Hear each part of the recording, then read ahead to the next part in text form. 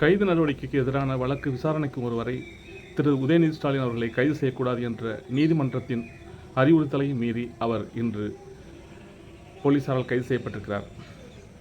அதற்கு பிறகு விசாரணைக்கு பிறகு உடனடியாக அவரை இன்றே விடுவிக்க வேண்டும் என்று நீதிபதி கண்டிப்பாக கூறிய பிறகு காவல் நிலைய ஜாமீனில் விடுவிக்கப்படுவார் என்று அரசு தரப்பு வழக்கறிஞர் கூறியிருக்கிறார்.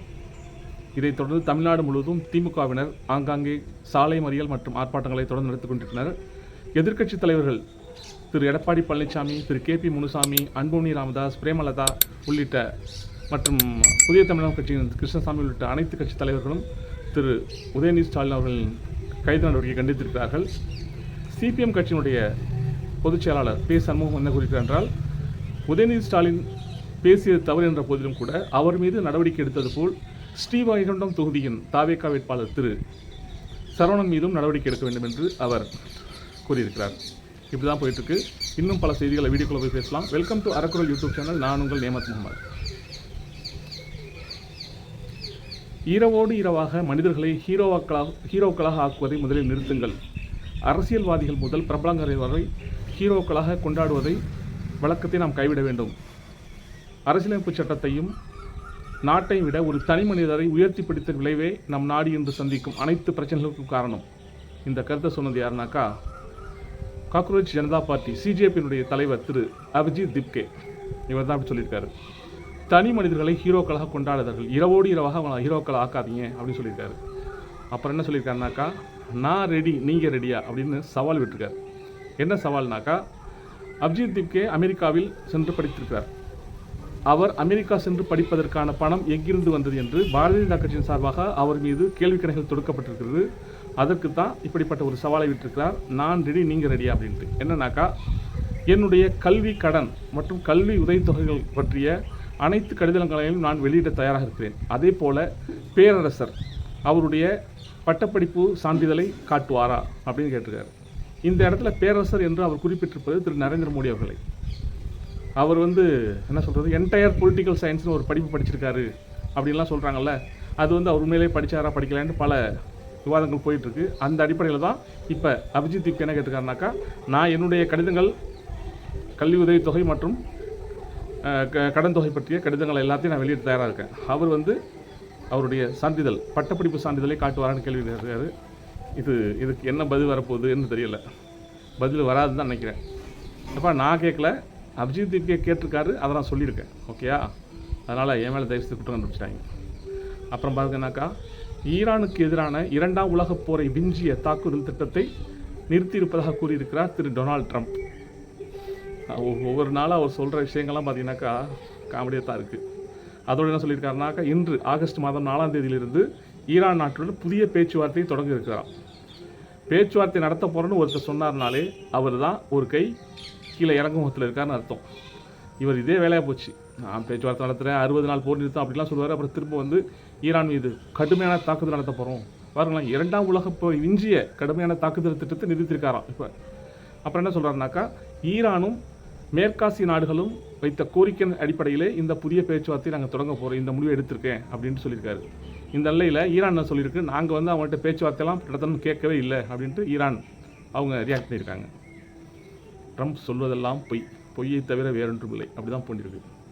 அப்புறம் பார்த்தீங்கன்னாக்கா, பீகார் மாநிலம் பிங்கிப்பூர் சட்டப்பேரவை இடைத்தேர்தலில் ஜன்சுராஜ் கட்சியினுடைய தலைவர் திரு பிரசாந்த் கிஷோர் 15,000க்கும் அதிகமான வாக்கள் வித்தியாசத்தில் அங்கே வெற்றி பெற்றிருக்கிறார்.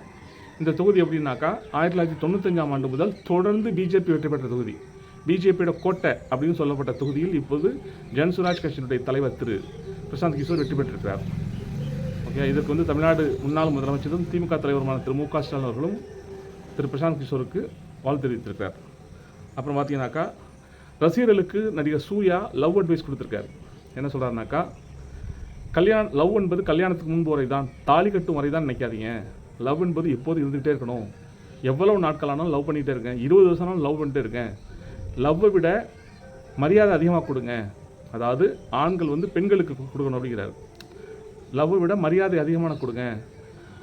வருஷங்கள் ஆக பல விஷயங்கள் மாறத்தான் செய்யும். ஆனால் எவ்வளவு நாட்கள் ஆனாலும் லவ் மாறவே மாறாது. அதனால் லவ்வை விட மரியாதை அதிகமாக கொடுங்க அப்படின்ட்டு, லவ் என்பது கல்யாணத்துக்கு முன்பு வரை தான் கிடையாது, எப்போதுமே இருக்கணும் என்று தன்னுடைய ரசிகர்களுக்கு அட்வைஸ் சொல்லியிருக்காரு. இது வந்து ரசிகர்களுக்கு மட்டும் சொல்லப்பட்ட அட்வைஸ் மாதிரி தெரியல, வேறு யாருக்கோ சில அட்வைஸும் சொல்லியிருக்காரு. அப்படி தான் நம்ம எடுத்துக்க வேண்டியிருக்கு. ஆமாம். பிரிஜ் பூஷன் இவர் யாருனாக்கா அகில இந்திய மல்யுத்த சம்மேளனத்தின் முன்னாள் தலைவர், பாஜகனுடைய எம்பி.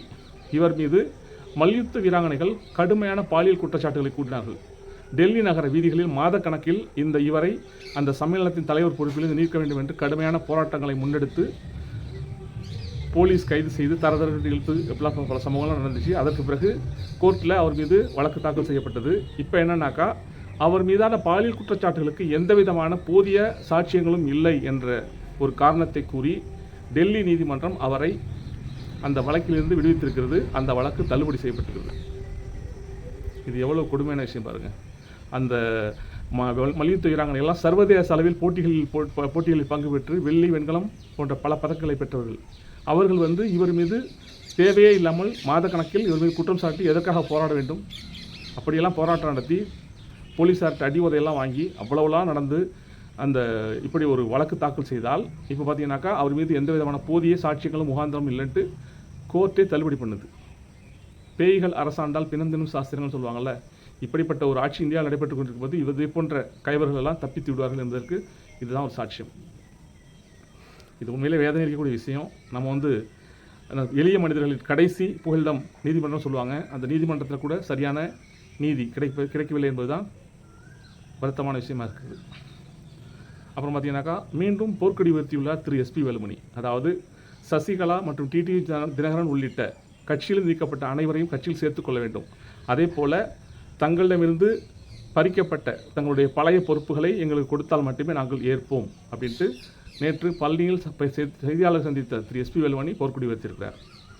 அதிமுக பஞ்சாயத்து முடியாத இருக்குது. அவங்க பார்த்தீங்கன்னாக்கா நாட்டில் நடக்கிற எந்த விஷயத்துக்கும் அவங்க கருத்து சொல்கிறதே இல்லை அந்த கட்சி சார்பாக. ஏன்னா அவங்களுடைய கட்சி பிரச்சனையும் பெரிய பிரச்சனையாக இருக்குது. அதை பற்றியே அவங்க கட்சி பிரச்சனையை பல பேர் கருத்து சொல்லி பேசிகிட்டு இருக்காங்க.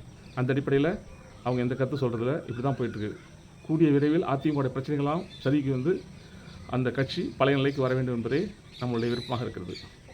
அப்புறம் பார்த்தீங்கன்னாக்கா ஆடிப்பெருக்கு நாள் அன்று கூட அகண்ட காவேரி வறண்ட காவேரியாக காட்சியிருக்கிறது.